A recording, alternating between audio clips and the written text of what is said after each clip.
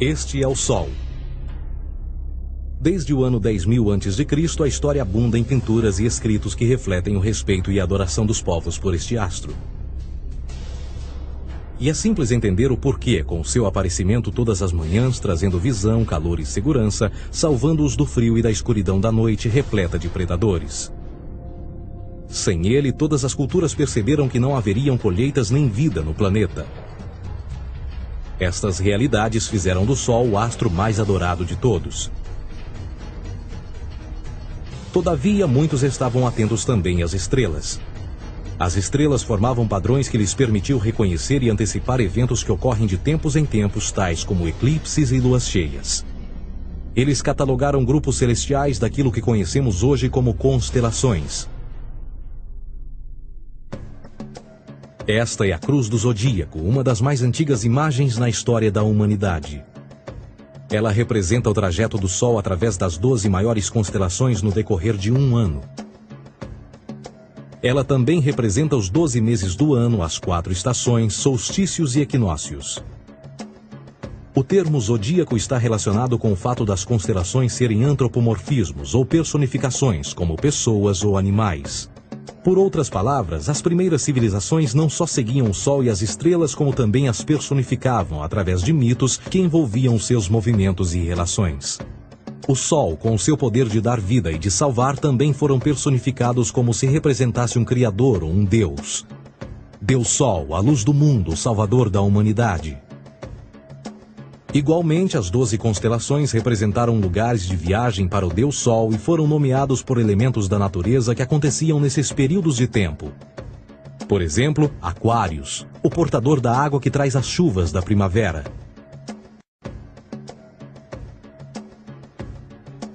Este é Horus. Ele é o Deus Sol do Egito de 3.000 a.C. Ele é o Sol antropomorfizado e a sua vida é uma série de mitos alegóricos que envolvem o movimento do Sol no céu. Dos antigos hieróglifos egípcios conheceu-se muito sobre esse Messias solar. Por exemplo, Horus, sendo o Sol, tinha como inimigo o Deus Sete, que era a personificação das trevas ou da noite. E metaforicamente falando, todas as manhãs Horus ganhava a batalha contra Sete. E no fim da tarde, Sete conquistava Horus e o enviava para o mundo das trevas. Será importante frisar que trevas versus luz ou bem versus mal tem sido uma dualidade mitológica onipresente que ainda hoje é usada em muitos níveis. No geral, a história de Horus é a seguinte. Horus nasceu em 25 de dezembro da Virgem Isis Mary. O seu nascimento foi acompanhado por uma estrela no oeste, que por sua vez foi seguida por 3 reis em busca do Salvador recém-nascido. Aos 12 anos era uma criança prodígio nos ensinamentos, e aos 30 anos ele foi batizado por uma figura conhecida por Anup, e assim começou o seu ministério. Horus teve 12 discípulos e viajou com eles, fazendo milagres tais como curar os enfermos e andar sobre as águas. Horus também era conhecido por vários nomes como a Verdade, a Luz, o Filho Adorado de Deus, o Bom Pastor, Cordeiro de Deus, entre muitos outros. Depois de ter sido traído por Tifão, Horus foi crucificado, enterrado por 3 dias e então ressuscitou.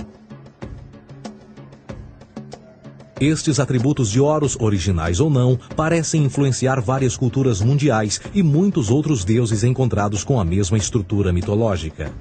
Atis da Firígia nasceu da Virgem Nana em 25 de dezembro. Crucificado, foi posto na tumba e 3 dias depois ressuscitou.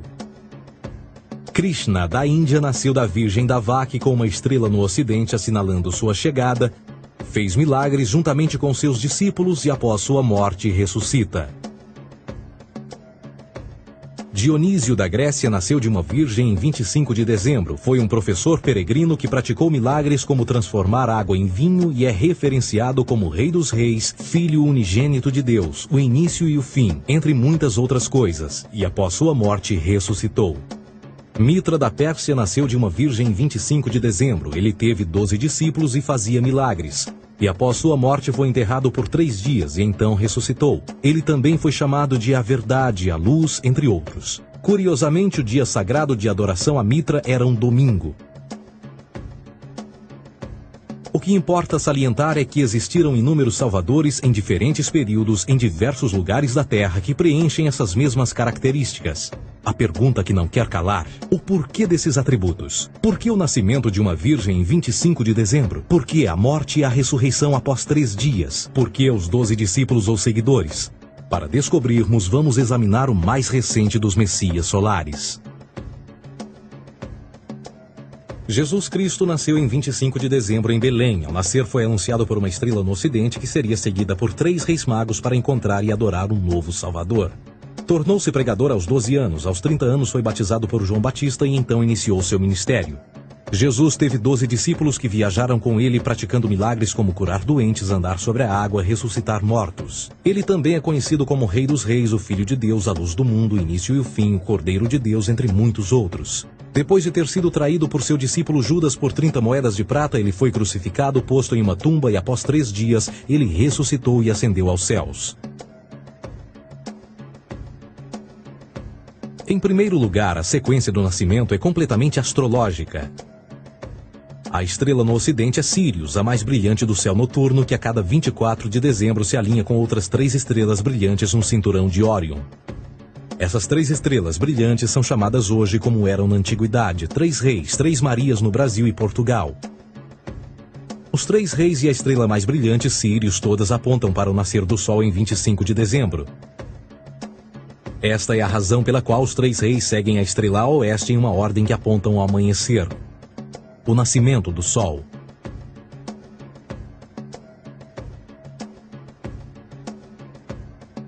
A Virgem Maria é a constelação de Virgo, também conhecida como Virgo, a Virgem. Virgo em latim significa virgem. Virgo também é conhecida como a casa do pão. E a representação de Virgo é uma virgem segurando um feixe de espigas de trigo. Esta casa do pão e o seu símbolo das espigas de trigo representa agosto e setembro, a época das colheitas. Por sua vez, Belém é a tradução ao pé da letra de a casa do pão. Belém também é a referência à constelação de Virgem, um lugar no céu, não na terra. Existe outro fenômeno muito interessante que ocorre em 25 de dezembro, é o solstício de inverno. Do solstício de verão ao solstício de inverno, os dias se tornam mais curtos e frios. Da perspectiva de quem está no hemisfério norte, o Sol parece se mover para o sul, ficar menor e mais fraco. O encurtamento dos dias e o fim das colheitas conforme se aproxima o solstício de inverno, simbolizando o processo de morte. Era a morte do Sol. Pelo 22º dia de dezembro, o falecimento estava completamente realizado e faz com que atinja seu ponto mais baixo no céu. Aqui algo curioso acontece. O Sol para de se mover por 3 dias. Durante estes 3 dias, o Sol fica pelas redondezas da constelação do Cruzeiro do Sul, ou Alfa Crucis. Depois desse período, em 25 de dezembro, o Sol se move 1 grau, dessa vez para o norte, trazendo perspectiva de dias maiores, mais calor e a primavera. E assim se diz: o Sol morreu na cruz, ficou morto por 3 dias, apenas para ressuscitar ou nascer mais uma vez. Esta é a razão pela qual Jesus e muitos outros deuses solares compartilham da ideia de crucificação, morte por 3 dias e o conceito da ressurreição. É o período de transição do Sol antes de mudar para a direção contrária no hemisfério norte, trazendo a primavera e assim a salvação. Todavia, eles não celebram a ressurreição do Sol até o equinócio da primavera, ou Páscoa. Isto é porque no equinócio da primavera o Sol domina oficialmente o mal, as trevas, assim como o período diurno se torna maior que o noturno. E o revitalizar da vida na primavera emerge. Agora, provavelmente, a analogia mais óbvia de todas neste simbolismo astrológico são os 12 discípulos de Jesus. Eles são simplesmente as 12 constelações do zodíaco com que Jesus, sendo o Sol, viaja.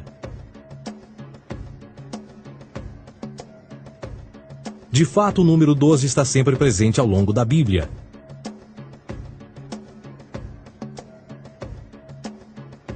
Voltando à cruz do zodíaco, o elemento figurativo da vida é o Sol. Isto não é uma mera representação artística ou ferramenta para seguir os movimentos do Sol.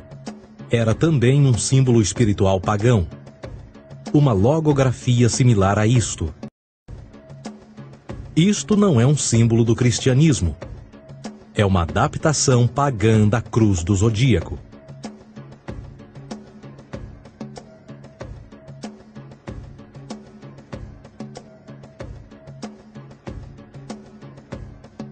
Esta é a razão pela qual Jesus, nas primeiras representações, era sempre mostrado com a sua cabeça na cruz. Jesus é o Sol, Filho de Deus, a luz do mundo. O Salvador a erguer-se, que renascerá, assim como o sol faz todas as manhãs. A glória de Deus que defende contra a força das trevas. Assim como renasce a cada manhã, e que pode ser visto através das nuvens, lá em cima nos céus, com a sua coroa de espinhos ou os raios de sol.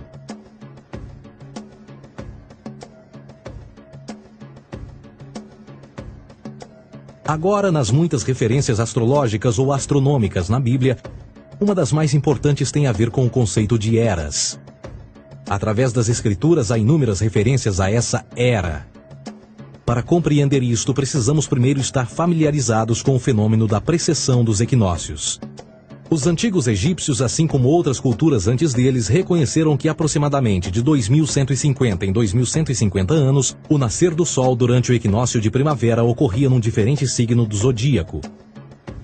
Isto tem a ver com a lenta oscilação angular que a Terra tem quando roda sobre o seu eixo.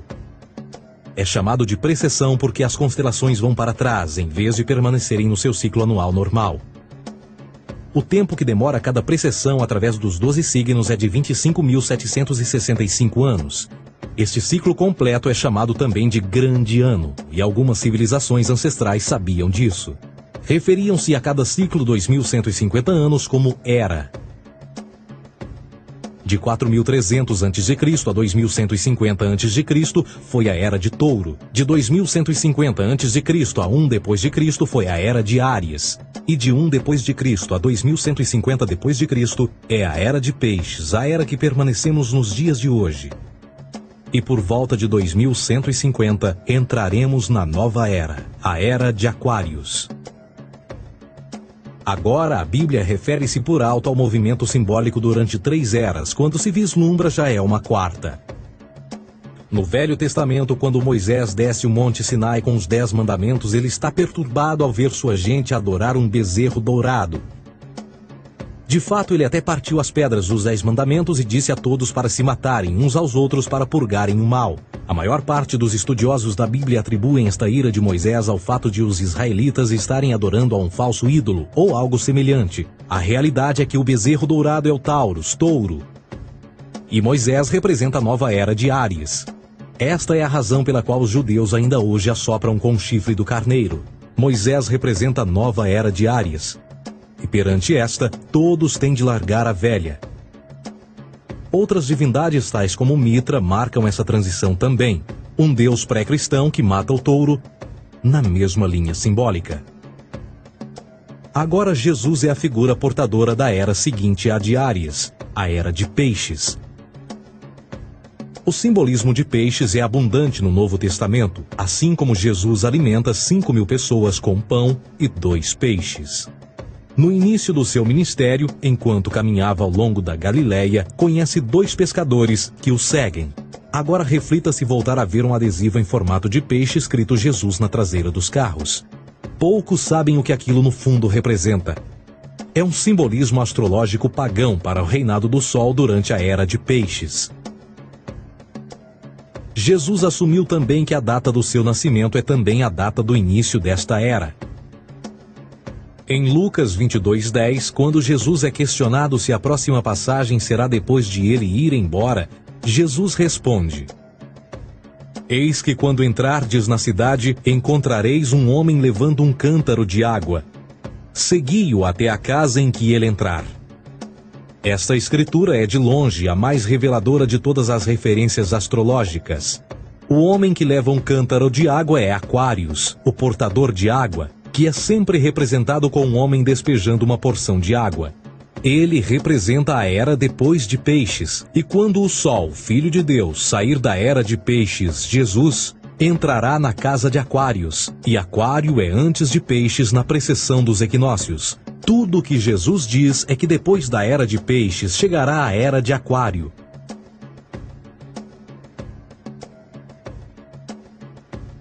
Agora todos já ouvimos falar sobre o fim do mundo. Deixando à parte o lado cartunista no livro de Apocalipse, a espinha dorsal nesta ideia surge em Mateus 28:20, onde Jesus diz: Eu estarei convosco até o fim do mundo, dos séculos em português. Contudo, na tradução inglesa da Bíblia, a palavra mundo está mal traduzida. A palavra realmente usada era aion, que significa era. Eu estarei convosco até o fim da era, o que no fundo é verdade. Jesus, como personificação solar de peixes, irá acabar quando o Sol entrar na era de Aquário. Este conceito de fim dos tempos e do fim do mundo é uma má interpretação desta alegoria astrológica. Vamos dizer que aproximadamente 100 milhões de brasileiros acreditam que o fim do mundo está próximo. Além disso, o personagem de Jesus, literalmente e astrologicamente um híbrido, só demonstra o quão plágio do deus Sol Horus do Egito, Jesus é. Por exemplo, inscrito há 3.500 anos atrás, nas paredes do templo de Luxor, no Egito, estão imagens da Enunciação, da Imaculada Concepção, do nascimento e da adoração a Horus. As imagens começam com o anúncio à Virgem Ísis de que ela irá gerar Horus, que Nefe, o Espírito Santo, irá engravidar a Virgem, e depois o parto e a adoração, e que é não mais do que o milagre da concepção de Jesus. Na verdade, as semelhanças entre Horus e Jesus são flagrantes.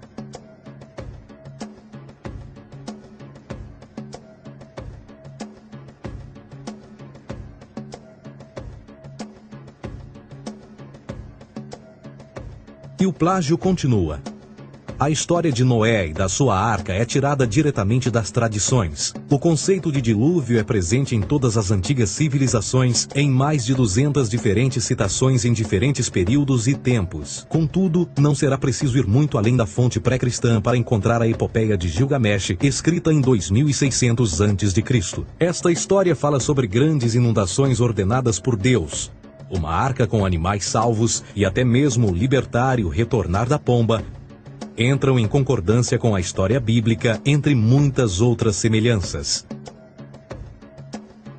E depois há a história plagiada de Moisés. Sobre o nascimento de Moisés, disse que ele foi colocado numa cesta de cana e lançado ao rio para evitar um infanticídio. Ele foi mais tarde salvo pela filha de um rei e criado por ela como um príncipe. Esta história do bebê numa cesta foi retirada do mito de Sargão de Acade por volta de 2250 a.C. Depois de nascer, Sargão foi posto numa cesta de rede para evitar um infanticídio e lançado ao rio. Foi depois salvo e criado por Aqui, uma esposa da realeza Acádia. Além disso, Moisés é conhecido como legislador, portador dos 10 mandamentos e da lei mosaica. Contudo, a ideia de a lei ser passada de um deus para um profeta numa montanha é também antiga. Moisés é somente um legislador numa longa linha de legisladores na história mitológica. Na Índia, Manou foi o grande legislador. Na ilha de Creta, Minos ascendeu ao monte Ida, onde Zeus lhe deu as leis sagradas. Enquanto que no Egito, Moisés tinha nas suas pedras tudo o que Deus lhe disse. E no que diz respeito a estes 10 mandamentos, foram retiradas a papel químico do feitiço 125 do Livro dos Mortos do Antigo Egito. O que é que o Livro dos Mortos dizia? Eu nunca roubei, tornou-se tu nunca roubarás. Eu nunca matei, tornou-se nunca matarás. Eu nunca menti, tornou-se nunca levantarás falsos testemunhos, e por aí adiante. A religião egípcia é, no fundo, a base fundamental para a teologia judaico-cristã. Batismo, vida após a morte, julgamento final, imaculada concepção, ressurreição, crucificação, a arca da aliança, circuncisão, salvadores, comunhão sagrada, dilúvio, Páscoa, Natal, a passagem e muitas outras coisas e atributos são ideias egípcias, nascidas muito antes do cristianismo ou judaísmo. Justin Martyr, um dos primeiros historiadores e defensores cristãos, escreveu: quando nós, cristãos, dizemos que Jesus Cristo, nosso Mestre, foi produzido sem união sexual, morreu e ressuscitou e ascendeu aos céus, nós não propomos nada de muito diferente do que aqueles que propõem e acreditam tal como nós, nos filhos de Júpiter. Numa escrita diferente, Justin Martyr diz: ele nasceu de uma virgem. Aceite isto em comum com o que você acredita dos Perseus. É óbvio que Justin e outros cristãos cedo souberam como o cristianismo era semelhante a outras religiões pagãs. Contudo, Justin tinha uma solução. Para além de tudo o que sabemos, o diabo era em quem mandava. O diabo teve a ambição de chegar primeiro que o Cristo e criou essas características para o mundo pagão. Fundamentalist Christianity, fascinating. These people actually believe the world is 12,000 years old. Swear to God. I actually asked one of these guys, okay, dinosaur fossils. He says, dinosaur fossils? God put those here to test our faith.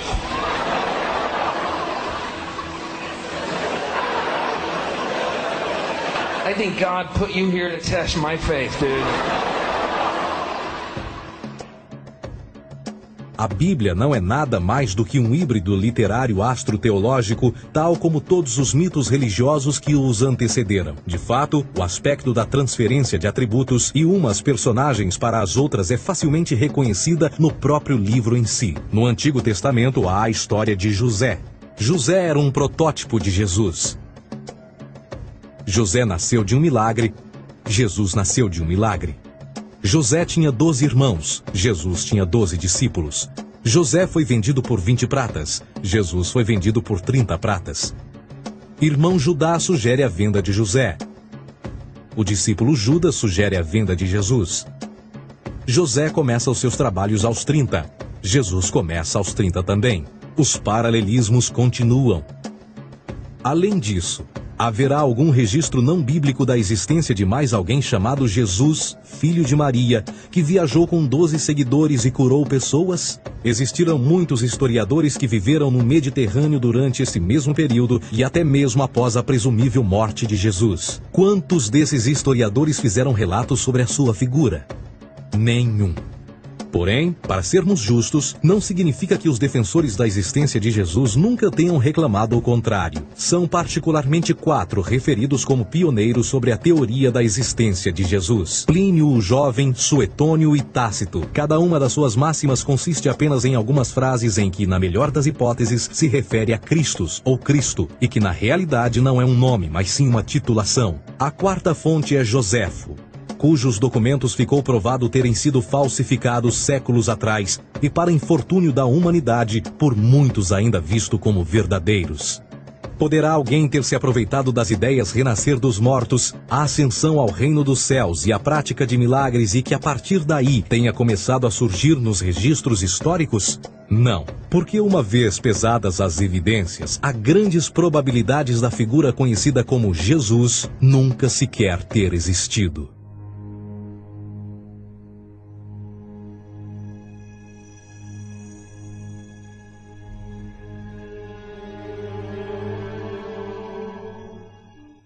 We don't want to be unkind, but we want to be factual. We don't want to cause hurt feelings, but we want to be academically correct in what we understand and know to be true. Christianity just is not based on truth. We find that Christianity was in fact nothing more than a Roman story, developed politically. A realidade consiste em que Jesus foi a divindade solar do setor gnosticista cristão e, tal como outros deuses pagãos, era uma figura mítica. Foi sempre o poder político que procurou monopolizar a figura de Jesus para controle social. Por volta de 325 d.C., em Roma, o imperador Constantino reuniu o Concílio Ecumênico de Niceia e foi durante esta reunião que as doutrinas políticas com motivação cristã foram estabelecidas e assim começou uma longa história de derramamento de sangue e fraude espiritual. E nos 1600 anos que se seguiram, o Vaticano dominou politicamente e com mão de ferro toda a Europa, conduzindo-a a um período de obscurantismo, onde o conhecimento era apenas um privilégio da Igreja, as Cruzadas e a Santa Inquisição. O cristianismo, bem como todas as crenças teístas, são a fraude desta era. Serviu para afastar os seres humanos do seu meio natural e da mesma maneira uns dos outros. Sustenta a submissão cega do ser humano à autoridade. Reduz a responsabilidade humana sob a premissa de que Deus controla tudo e que, por sua vez, os crimes mais terríveis podem ser justificados em nome da perseguição divina. E o mais importante, dá o poder àqueles que sabem a verdade e usam o mito para manipular e controlar sociedades. O mito religioso é o mais poderoso dispositivo já criado e serve como base psicológica para que outros mitos floresçam ou justifiquem.